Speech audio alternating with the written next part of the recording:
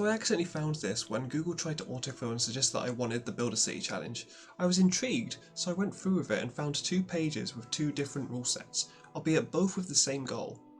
I've taken suggestions from both sets of rules and I've done some personal tweaks for various reasons that we will go over later. So what is the basic premise of the Build a City challenge?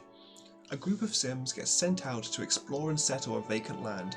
They and their descendants are the founders who gradually establish everything that a settlement needs to develop into a thriving community and eventually a city. So what are the rules? Let's begin with the formula that the original posters developed to determine a neighbourhood's population. I apologise in advance for anyone who struggles with maths.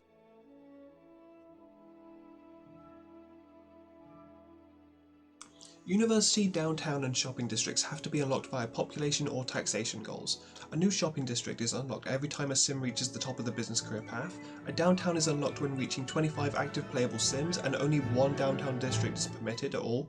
And a university must be bought via either taxation or private donations. We will refer to this again later as this rule was subject to change. To start with, I had to roll a number between 2 to 10 to determine how many founder families we got. And each family starts as 1 single adult. Founders do not marry each other, they must marry townie sims. Admittedly, I've got no idea where the townies come from canonically, but somebody else wrote this rule and I accepted it. The founders' family names must survive for as long as possible, they take priority over other names, there must always be a direct line in the family tree tracing back to the founder. And as such, the descendants of founders cannot form childbearing relationships if that means wiping out either of the 2 names. I then had to roll a number between 6 and 20 to determine starting funds, which would be enacted using the family funds cheat. Additional note, the free 20,000 simoleons that every family gets when they move out doesn't exist. In the eyes of this challenge, that money is considered a grant from the state, but in this one there is no state yet. Therefore, a mod was installed to remove the free 20,000, and now every time someone moves out of a house, they automatically take a percentage of that household's money with them. 1 community lot must be established prior to the founder's arrival in the neighbourhood, and this lot has to be a natural area of some kind. It is also completely free of charge and does not grant points. So I built a park on top of a hill. You'll also notice that I chose the Strange Town map because I just really love the double main road setup and putting lots of small properties in that strip in the middle. I'd also like to add that in the initial rules, there are no restrictions on who you can create on Create a Sim as your founders. And as a long-time fan of alien sims, I decided to throw the game into debug mode so I can make all of the founder sims aliens. For anyone who doesn't know how to do this, here's a very quick tutorial. Type in bullprop testing cheats enabled into the cheat bar while on neighbourhood view. Enter Create a Sim, press Shift and N, debug mode will enable, it will occasionally disable itself.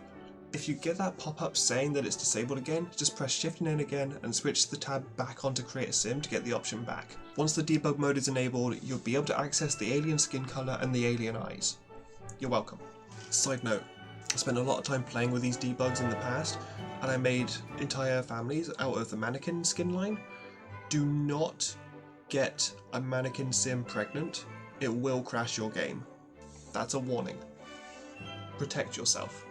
When I did the random number generators, I rolled 5 founding families, and a few minutes later I realised how perfect this was, as there are 5 aspirations to choose from in the base version of the game. Therefore it was decided that each founding family and all of their descendants would strictly follow their own predetermined aspiration path.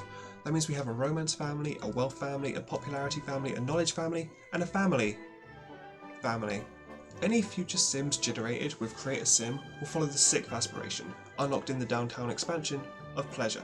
Yes, future Create a Sims are available to be unlocked. The initial rule said that the goal was for every community lot you establish gives you 1 point to create 1 more Create a Sim, and that you can save up these points to make bigger families rather than moving everyone in 1 at a time. However, community lot establishments follow rules of either privately owned businesses, a sim that you control pays for the land, builds the business themselves, these can never be sold back to the state but ownership can be transferred to other landowners, or when enough taxes are raised to pay for a community lot, it can be done and the cost of the build will be deducted from the tax pool.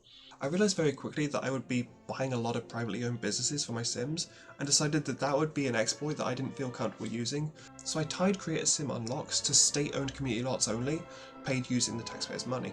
As an additional note, community lots established with taxes can never be purchased by a sim for private use. And you might have heard me say the word taxes a lot. Yes, sims pay taxes. On Monday morning every week they have to donate 10% of their household's value to the state. I have to do this manually and keep notes of how much everyone pays, add it all up, keep track of how much I spend. It's really fun, I promise. Side note on the taxes, if a Sim's property is worth 100,000 or more, they pay an additional 10% on their weekly taxes. We love a good wealth tax. Similar to the wealth tax, I'm implementing an inheritance tax rate of 100%. Any money that is left to a Sim in the will of a Sim who dies of old age will be donated directly to the state for further investment in the community. No exceptions. Not a single simoleon goes down. All households must be played simultaneously, 1 week at a time, Monday to Monday, before swapping to the next lot to play their week. This helps maintain the realism, as every generation ages up in the same time frame. As an additional to that, I've decided that if a child brings home a friend from school who's a townie, then I will age them up to a teenager at the same time that the child grows up, but I may leave them as a teenager if they aren't dating my playable Sim, so that they could maybe go into the university stuff later. Founders date/marry townie Sims. Any townie that becomes playable must be played until they die of natural circumstances, be it old age or an accident that was beyond my control.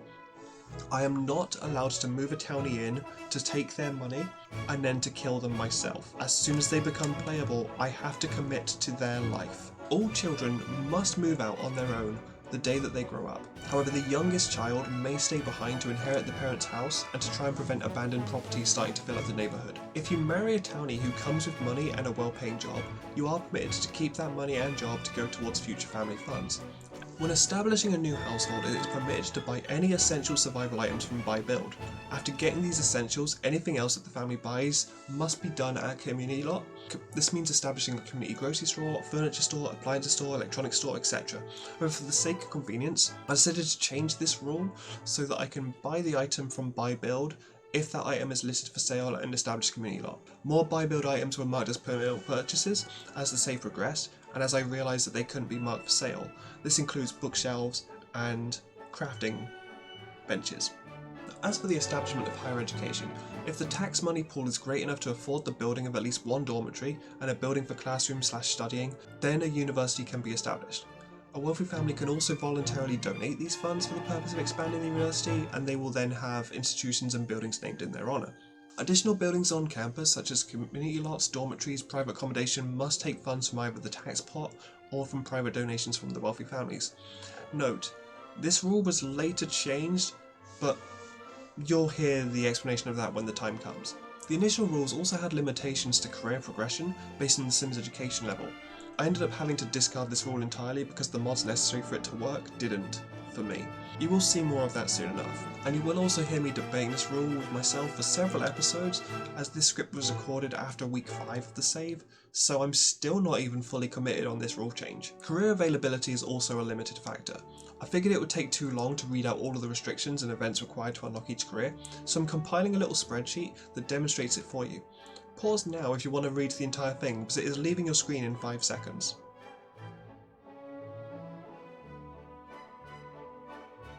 Similarly, pet careers are also going to be limited, but these can be overcome by simply having a human Sim working in the relevant career path. And lastly, as you may have noticed, some of the careers required goals to reach because canonically there are no services to justify the existence of that career in the neighbourhood. If there's no services in the neighbourhood, then that means we can't hire any nannies. Nor can we have a fire department. Therefore, smoke alarms are forbidden from being used in this neighbourhood. Is that clear? Are we all good? Good, because some of these rules are subject to change, and new additions were debated on stream as the flow of the game dictated the necessity to change things up a bit. I hope you enjoy following as we develop Backland from a desert into a thriving city. And you might be asking, when is this going to happen? My aim? 2 weeks from today, episode 1. And then hopefully every 2 weeks, the next episode. Refer back to this at any point that you feel the need to criticise my decisions. Thank you. Take care. Goodbye.